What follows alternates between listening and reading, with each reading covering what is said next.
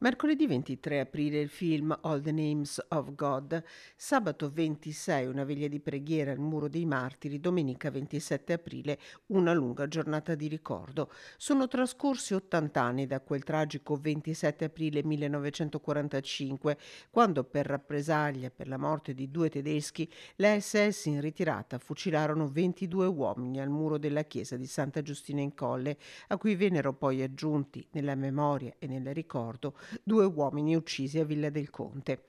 I più giovani Gino, Gianni e Valentino avevano 17 e 18 anni, tra di loro anche il parroco Don Giuseppe Lago e il cappellano Don Giuseppe Giacomelli.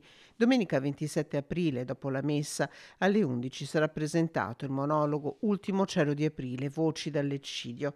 Alle 13.30, ora della strage, 24 rintocchi di campana, uno per ogni vittima, ricorderanno i martiri e il loro sacrificio.